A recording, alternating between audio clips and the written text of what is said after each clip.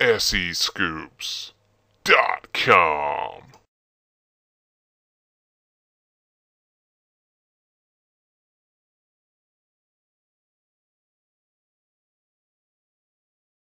Hulk Hogan and Roddy Piper are WWE's two biggest stars. Piper is the Joker to Hogan's Batman, his Hans Gruber to Hogan's John McClane, if you will. After their match ends in a schmoz at the War to settle the score, Piper and Paul Orndorff team up to do a number on the Hulkster before Mr. T, made famous by the A-Team and sitting idly by at ringside, intervenes on his friend's behalf. Thus, the stage is set for the inaugural WrestleMania on March 31st, 1985. The birthplace, Madison Square Garden in New York City. The Rockettes are dancing, Liberace is flaming, and Billy Martin is announcing. Boxing great Muhammad Ali serves as the guest enforcer as Cowboy Bob bashes Orndorff over the back of the head with his cast, allowing good to triumph over evil. In the main event, meanwhile, Andre wins $15,000 and proceeds to make it rain, not unlike Pac-Man Jones, while Wendy Richter reclaims her women's title, making Cyndi Lauper jump for joy. WrestleMania 2, the one and only to take place on a Monday, truly goes national, with Roddy Piper boxing Mr. T in New York, Andre the Giant winning a battle royal that includes several of the NFL's elite in Chicago, and Hulk Hogan retaining his title over King Kong Bundy in a cage out in La La Land. Celebrity cameos include Ray Charles singing the national anthem, Joan Rivers earning the title of world's worst ring announcer, and Ozzy Osbourne biting the head off a dove. Oh wait, I'm being told that was the wrong show. WrestleMania 3 sets an all-time attendance record of 93,173 at the Pontiac Silverdome, unless you believe Dave Meltzer of the Wrestling Observer, in which case that figure is a smaller yet still very impressive 78,000.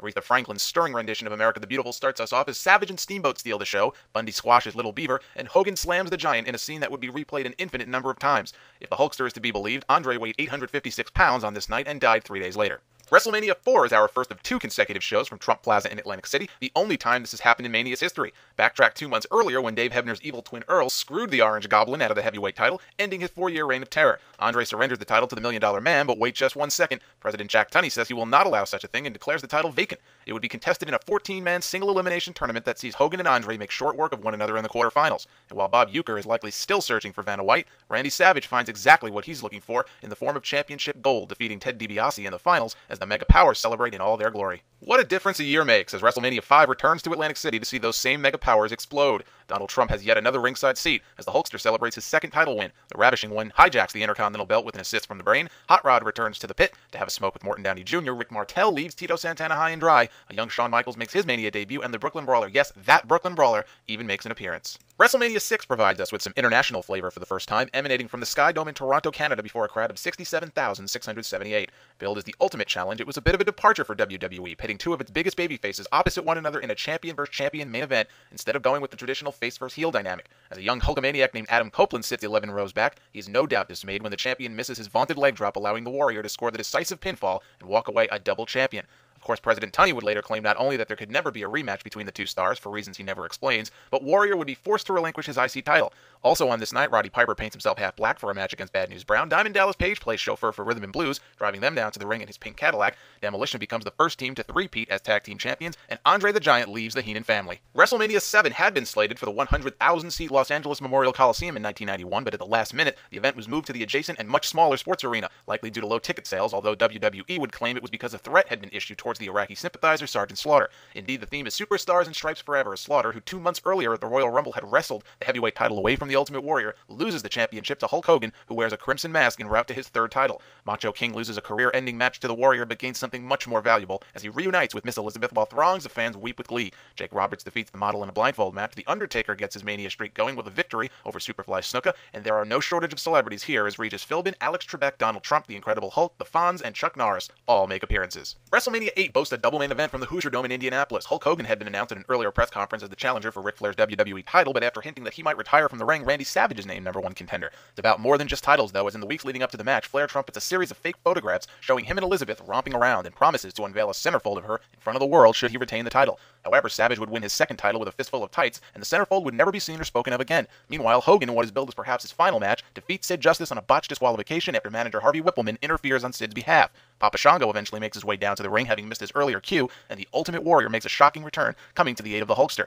Bret Hart hands Roddy Piper a rare pinfall loss to reclaim the Intercontinental title, while The Undertaker silences the Snake, and Shawn Michaels curtain jerks the show as a singles performer for the very first time, defeating El Matador. WrestleMania 9 is the first show to be held outdoors, emanating from Caesars Palace in Las Vegas, as Jim Ross makes his WWE announcing debut wearing a toga. With some assistance from Mr. Fuji and a handful of salt, Yokozuna beats Bret Hart to become world champion, but hold the phone. Here comes Hulk Hogan to make things right. Fuji throws down the gauntlet and the Hitman tells Hulk to go for it. 21 seconds later, and Hogan becomes the first person to hold the WWE title on 5 separate occasions. On an otherwise uneventful card, Giant Gonzalez tries tries to smother The Undertaker to death with chloroform, but finds out you cannot kill what is already dead, and Crush sees double vision in his loss to Doink the Clown. WrestleMania returns to Madison Square Garden for its 10th anniversary in 1994 as baby brother Owen defeats Bret Hart in the greatest opening contest in the event's illustrious history. In what would be his final WrestleMania appearance, Randy Savage hog-ties Crush upside down backstage to win a Falls Count Anywhere match. Shawn Michaels and Razor Ramon set the standard for ladder matches in their epic clash, and while Lex Luger fails to win the title from the 550-pound Yokozuna, thanks in part to some shady officiating by Mr. Perfect, Bret Hart has no such problem in the second of 2 championship matches on this night, making up for his earlier loss by capturing the gold and ushering in WWE's new generation.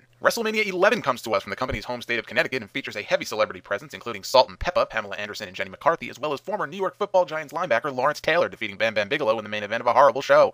After winning the Royal Rumble and earning a shot at the WWE title, Shawn Michaels is relegated to second to last status on the card in his loss to former bodyguard Diesel, while Bret Hart defeats Bob Backlund in a forgettable I Quit match, and The Undertaker brings his undefeated streak on the big stage to 4-0 with a win over King Kong Bundy. WrestleMania 12 from the Anaheim Pond gives us our first ever Iron Man match per order of then-President Roddy Piper, who decrees that Bret Hart will defend the WWE title against Shawn Michaels, fresh off his second consecutive Royal Rumble victory, in a match that will last no less than 60 minutes. The man with the most decisions in that time period would be declared the winner, but after an hour comes and goes without any falls, we head into sudden death overtime, where HBK realizes his boyhood dream with some sweet chin music. Roddy Piper derobes a transvestite Goldust in a Hollywood backlot brawl, the Ultimate Warrior makes his short-lived return to the company to no-sell the pedigree and squash Triple H in under 2 minutes, and Stone Cold Steve Austin makes his Mania debut with a win over Savio Vega. Meanwhile, the Huckster and the Nacho Man, well, they went to a no contest and died. May they rest in peace.